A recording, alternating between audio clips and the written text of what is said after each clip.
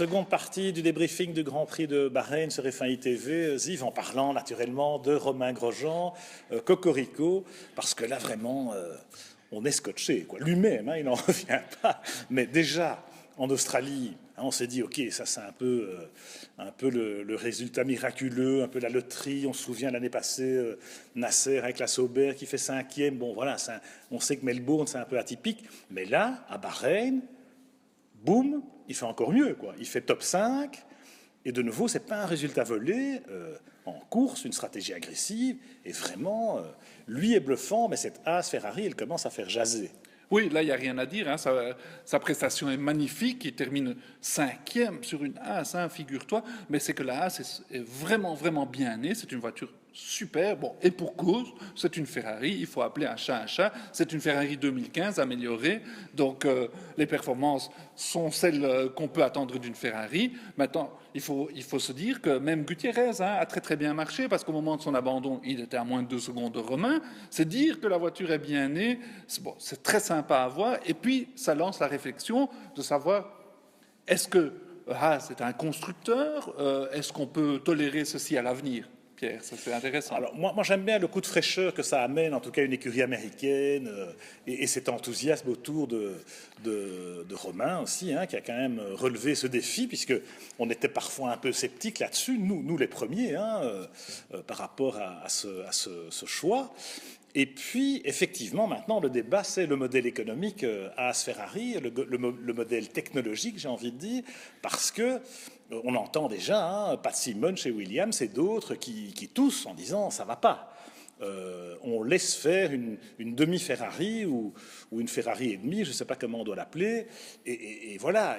Et du coup, ils ne sont pas des vrais constructeurs, ils sont des demi-constructeurs, et donc on joue pas dans la même cour, pas avec les mêmes moyens. Moi, j'ai envie de dire, c'est quand même le règlement, il est le même pour tout le monde.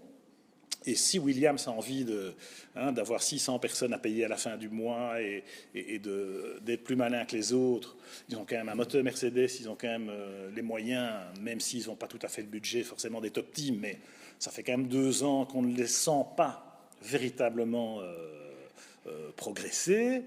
Et il y en a d'autres qui pleurnichent. Alors forcément, il y a le cas Sauber qui est assez inquiétant, mais Sauber, ils ont un moteur Ferrari. Qu'est-ce qui les empêche de faire comme Haas? Oui, alors c'est terriblement intéressant ce que tu viens de dire, c'est que on voit Renault par exemple qui investissent énormément à Enstone, engagent 180 personnes en plus, veulent arriver à terme à 500 personnes, 600. ou 600 personnes même. Et puis on voit le modèle économique de Haas qui dit ah non, nous avec 150 personnes et en déléguant à Dallara et à des sous-traitants et à Ferrari pas mal de choses, on fait bien mieux. Donc on se demande tiens. Gene Haas, est-il un génie? A-t-il tout compris? Effectivement, ça rafraîchit beaucoup. Et puis, effectivement, comme tu dis à propos de Sauber, ils sont à la rue, ils ont un problème, il leur manque 30 à 40 millions pour terminer la saison. Vont-ils la terminer d'ailleurs? Mais ça fait 10 ans qu'ils auraient pu faire la même chose que Haas. Pourquoi ne l'ont-ils pas fait? À l'époque, c'était peut-être pas vraiment permis, mais depuis un petit temps, oui, c'était permis.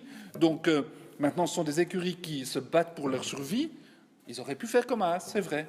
Alors, il y a une époque, on a reproché à Toro Rosso de bénéficier de Red Bull Technologies, d'avoir l'équivalent d'un châssis Red Bull. La réglementation a été un petit peu modifiée, justement, pour obliger Toro Rosso à fabriquer sa propre voiture. À Faenza, ils ont dû faire un sérieux investissement là-bas. Finalement, on voit Toro Rosso maintenant aussi, avec moteur Ferrari, ils sont quand même compétitifs. Un modèle économique qui ne doit pas coûter beaucoup plus cher que Haas, avec aussi le plaisir que ce soit un vivier de jeunes pilotes, ce que peu d'équipes font aujourd'hui. Moi, ce qui me plaît dans la démarche de Haas, c'est que ça secoue le cocotier et ça remet en cause un modèle qui... Parce que, franchement, ce qu'on avait fait avec Caterham, HRT, Marussia, les pauvres, ils n'ont pas eu l'occasion de faire ce que Haas a fait. Parce qu'ils n'ont pas les moyens, ils n'avaient pas non plus les mêmes moyens que Haas. Haas, il met quand même un peu plus de 100 millions sur la table, il ne faut pas l'oublier. Mais voilà, on a perdu Caterham, on a perdu HRT, on a quasiment perdu Marussia.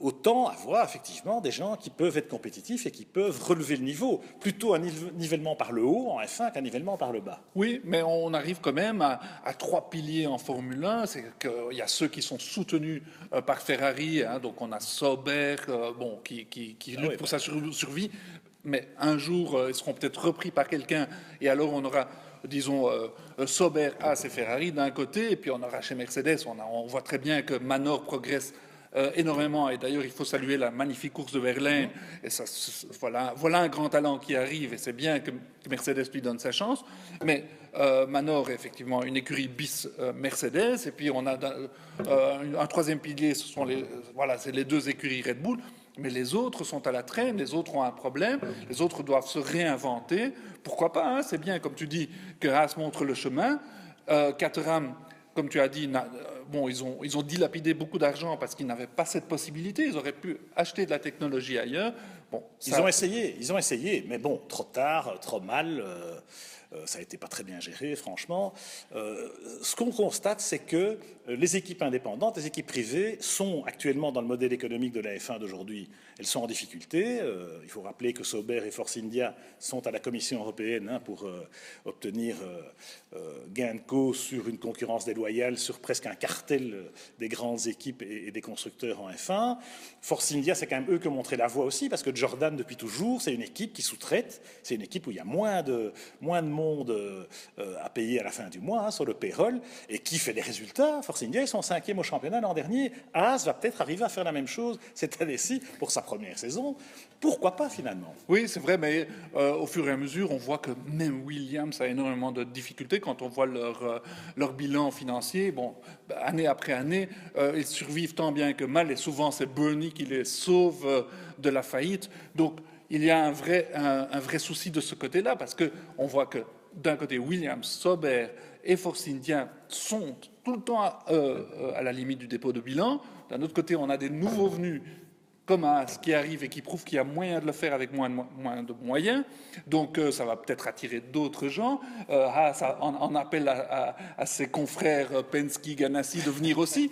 Pourquoi pas un renouvellement de la Formule 1 est peut-être le bienvenu. Bon, moins de moyens. Rappelons que c'est quand même 100 ou 120 millions de dollars, en tout cas 100 millions d'euros, que Haas consacre à la F1. Donc voilà, il faut quand même constater que c'est la manière d'exploiter ses moyens, d'utiliser ses moyens, et en l'occurrence ce modèle économique d'Allara Ferrari choisi par Haas. Mais c'est vrai que ça fait partie d'un débat beaucoup plus vaste qui est la répartition des recettes en F1, la répartition des revenus, le fait que le sponsoring, ça me nuise, mais c'est un autre débat qu'on tiendra un autre jour, mon vieux Yves. Avec plaisir.